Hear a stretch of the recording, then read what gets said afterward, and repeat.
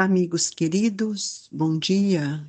Que Jesus, nosso infinito amor a este Mestre, com nossa gratidão é que queremos agradecer por mais uma manhã de reflexões que nos levam a pensar e a tomar decisões mais íntimas em relação a tudo o que Ele nos propõe. Nós hoje vamos iniciar o capítulo 4. Ninguém poderá ver o reino de Deus se não nascer de novo. Jesus, tendo vindo às cercanias de Cesareia de Filipe, interrogou assim seus discípulos: Que dizem os homens com relação ao Filho do Homem? Quem dizem que eu sou? Eles responderam: Dizem uns que é João Batista, outro que Elias, outros que é Jeremias, ou algum dos profetas. Perguntou-lhe Jesus: E vós? Quem dizeis que eu sou? Simão Pedro, tomando a palavra, respondeu: Tu és o Cristo, o Filho de Deus vivo. Replicou Jesus: Bem-aventurado és, Simão, o filho de Jonas, porque não foram da carne nem do sangue que isso te revelaram, mas meu Pai que está nos céus. Mateus capítulo 16, versículo 13 e 17, Marcos 8, capítulo 8, versículo 27 a 30. Nesse íntere, Herodes, o tetrarca, ouvira falar de tudo o que fazia Jesus e seu espírito se achava em suspenso, porque uns diziam que João Batista ressuscitara dentre os mortos, outro que aparecera Elias, e outros que um dos antigos profetas ressuscitara. Disse então Herodes: Mandei cortar a cabeça a João Batista. Quem é esse de quem ouço dizer tão grandes coisas? E ardia por vê-lo. Marcos, capítulo 6, versículo 14 a 16. Lucas 9, 7 a 9. Após a transfiguração, seus discípulos então interrogaram desta forma: Por que dizem os escribas ser preciso que antes volte Elias? Jesus lhe respondeu: É verdade que Elias há de vir e restabelecer todas as coisas. Mas eu vos declaro que Elias já veio e ele não os conheceram e o trataram como lhe aprouve. Assim farão sofrer o Filho do Homem. Então seus discípulos compreenderam que fora de João Batista que ele falara. Mateus capítulo 17, versículo 10 a 13. Marcos 9, capítulo 9, versículo de 11 a 13. Amado Jesus, querido Mestre, nesta manhã sublime de luz, venho agradecer pela oportunidade que tem nos dado, rogando aos nossos amigos espirituais que nos fortaleça na fé, na coragem e no bom ânimo. Amparai os nossos familiares, todos aqueles a quem o nosso coração nesse instante está ligado, nosso pensamento busca, para que eles recebam as vibrações amigas de Jesus, a sustentação que os nossos amigos espirituais nos oferecem. E assim, cheios de alegria, Senhor, por mais uma manhã em que estamos junto a tantos irmãos, nós iniciamos o nosso estudo, o nosso comentário, as nossas reflexões na manhã de hoje. Que a sua paz esteja conosco, Jesus, hoje e sempre. Que assim seja. Amigos queridos, nós estamos aqui falando de uma questão bastante importante que precisamos pensar, que é ninguém poderá ver o reino de Deus se não nascer de novo. Nós primeiro podemos entender o que Jesus traz aqui através dos seus evangelistas, que era difícil para eles compreenderem o que era reencarnação, devido à cultura que eles traziam, que era uma cultura justamente da ressurreição. E os discípulos do Senhor, que conheciam a importância da certeza da sobrevivência para o triunfo da vida moral, eles mesmos se viram radicalmente transformados após a ressurreição que Jesus, que era um amigo celeste, lhe demonstrou ao reconhecerem que o amor e a justiça regem o ser mesmo além do túmulo. Nós perguntamos para nós: quem é Jesus? Muitas vezes nossa resposta é fria, filho de Deus. Mas quando Jesus perguntou isso a Pedro, Pedro ficou bastante reflexivo, porque ele perguntou: e vós, quem dizeis que eu sou? Essa pergunta é uma pergunta que merece reflexão, porque para muitos Jesus é aquele filho de Deus que ficou na cruz. Outros ainda que Jesus acham que Jesus é Deus, e outros, especialmente os espíritas, acreditam que Deus é o Filho unigênito que veio para ser modelo e guia da humanidade. Mas é preciso de entender que não basta falar. Eu tenho que sentir essas verdades dentro de mim, pois Jesus havia dito que ninguém poderá ver o reino de Deus se não nascer de novo. E há muitas maneiras para que a gente veja esse reino e nascer de novo. Nós gostaríamos então de voltar à pergunta: e vós, quem dizeis que eu sou? Simão Pedro fica reflexivo, toma a palavra e respondeu: Tu és o Cristo, o Filho do Deus vivo, replicou Jesus. Bem-aventurado és Simão, filho de Jonas, porque não foram a carne nem o sangue que isso te revelaram, mas meu Pai que está nos céus. Como é que você compreende essa resposta de Jesus para Pedro? Poucas vezes Jesus pronunciou em responder aquilo que os outros diziam. E aqui Jesus nos traz uma colocação bastante expressiva, porque ele fala bem-aventurado, quer dizer, foi um momento diferente na vida de Simão Pedro. E que não foi nem a carne nem o sangue que te revelou, quer dizer, não foi homem nenhum que te revelou. Então, quem revelou?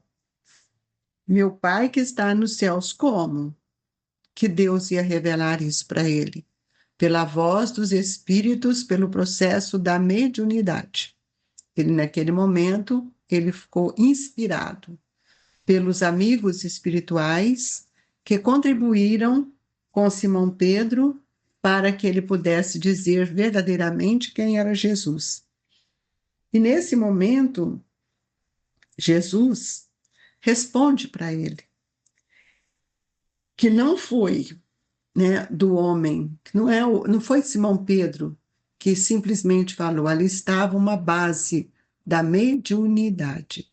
O que nós não entendemos que a mediunidade é um recurso divino da minha educação para que possa comprovar cada vez mais para mim mesmo a imortalidade e que é preciso nascer e renascer tantas vezes durante uma reencarnação para que a gente possa compreender as preciosas lições que Jesus nos traz de uma forma tão grandiosa, e nós precisamos entender que todos nós ainda temos um passado, se é um passado bom ou não, se foi um passado justo, belo e nobre, mas todos nós guardamos em nós as noções do pretérito, que está rodeado ou iluminado pela luz da verdade ou pelas sombras que ainda mascaram o nosso pensamento e que ainda dificulta as nossas reflexões. Então, cada hora que surge pode ser, nós podemos perceber que há muitos reajustes na nossa vida. E é por isso que nós temos que entender que nós temos que fazer por nós mesmos, como Pedro fez. Pedro fez por ele mesmo, porque naquela iniciativa que ele teve, ele entrou em sintonia com a espiritualidade maior, para que ele não negligenciasse aquele momento tão expressivo que o mestre lhe questionou, para que ele pudesse devolver a Jesus tudo aquilo que ele estava naquela hora sendo amparado, intuído. E essa revelação de Pedro, que Pedro nos traz por vias mediúnicas da intuição, ela é muito clara até para nós mesmos.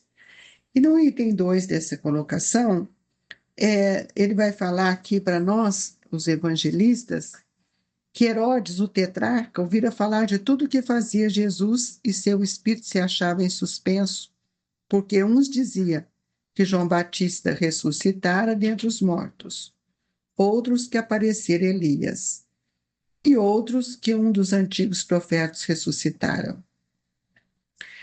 E aí, qual que é a colocação de Herodes? Herodes toma uma atitude bastante drástica quando ele manda cortar, decepar a cabeça de João Batista para levar, testemunhar a sua força, justamente porque a sua esposa, que era bastante desequilibrada, pede aquilo como mais uma fonte de prazer, de alegria. E ali nós vamos ver que ele estava incomodado, e aí nós percebemos quando ele fala que assim também aconteceu, né, que ele associou que é então de quem ouço dizer tão grandes coisas, não era de João Batista. E mais tarde Jesus mostra aqui para nós que quando os discípulos fizeram esses comentários após a transfiguração, os discípulos interrogaram dessa forma: por que dizem os escribas ser preciso que antes volte Elias? Eles não entendiam a questão da reencarnação, porque eles viviam sob a ótica da ressurreição. Jesus então respondeu: é verdade que Elias há de vir e restabelecer todas as coisas. Há de vir, ele não fala que já veio, há de vir. Mas eu vos declaro que Elias já veio, e eles não o conheceram, e o trataram como lhes aprouve. Então, como ele reencarnou como? Como João Batista, o precursor. E é assim que então que farão sofrer o Filho do Homem. Como? Do jeito que fizeram com Elias. Mandaram decepar a cabeça de João Batista, porque não reconheceram o espírito de Elias reencarnado. Então seus discípulos compreenderam que fora de João Batista que ele falava. Nós, muitas vezes, não compreendemos ainda quem são esses espíritos que estão à nossa volta. E aí, quando o Evangelho vai nos mostrar que ninguém poderá ver o reino de Deus se não nascer de novo, é preciso entender que nesse nascer de novo, nós temos algumas colocações. Nascer de novo é ligado à reencarnação, o espírito escolhe um novo corpo para nascer, para desenvolver um novo planejamento reencarnatório, um novo plano de amor, de ação. Isso é extremamente importante que a gente possa estar analisando isso, porque a palavra ressurreição, ela tinha um sentido diferente, que nós vamos ver isso amanhã. Mas aqui nós gostaríamos de chamar a atenção para também a palavra renasce agora, renascer. É preciso que a gente entenda que Jesus está nos convidando a nascer e a renascer. O que é isto que Jesus está falando? Nascer e renascer. Nascer, voltar a escolher um corpo para voltar a viver na Terra. Essa é a reencarnação. Renasce. Nós vamos ver que todo o nosso passado ele está presente na nossa vida, por isso que programamos uma nova reencarnação. Se esse passado foi bom, se ele foi justo, se ele não foi, nós sempre teremos uma oportunidade para que a gente acorde para a vida, que a gente acorde em esperança e que a gente não deixe para depois os laços de amor, de paz que nós podemos criar agora. E este criar agora vai substituir as pesadas algemas dos desafetos que estão dentro de nós. Renascer agora quer dizer acorde, desperte, irmão, pela oportunidade que você está tendo. e não ficarmos achando que eu já fui isso, que já fui aquilo, e que o fulano foi isso, que o fulano foi aquilo. Porque não é fácil, amigos, quebrar os preceitos do mundo ou desenovelar o coração a favor daqueles que nos ferem. Então, a reencarnação nos aproxima daqueles espíritos que nós temos dificuldades. E quando nós compreendemos a oportunidade, e quando nós tiramos essa versão que muitas vezes temos pelo nosso irmão, pelo nosso próprio, e que isso é desenvolvido pela nossa própria vontade, em benefício daqueles que nos odeiam, daqueles que não têm simpatia por nós, ou que não nos compreendem, quando nós tomamos essa atitude de aceitar, de perceber, de compreender, de enxergar as dificuldades de cada um, nós estamos criando forças, enriquecendo as nossas experiências para que nós possamos renascer em esperança diante daquele espírito. Esse renascimento eu faço enquanto estou reencarnada. Eu acordar, eu despertar. Então, se alguém me magoa e eu fico guardando aquilo, eu preciso, estou sendo convidado a manter um esforço muito grande para e uma compreensão para que eu possa ressarcir. Porque não são todos que vão entender a nossa forma de pensar, mas é preciso que a gente persevera em demonstrar os intentos mais nobres que nos fizeram a reencarnar de novo. E aí nós temos que reviver cada dia, cada hora, para que nós possamos descobrir o valor daquele espírito em nossa vida. E renasce agora em teus propósitos de deliberações, de atitude, trabalhando para superar os obstáculos que te cercam e alcançando a antecipação da vitória sobre nós mesmos. E isso pede tempo, mas se nós conseguirmos, isso vai valer muito para nós, mas muito. E ainda hoje nós seremos auxiliados para que no amanhã as coisas sejam mais primorosas, mais simples, mais verdadeira.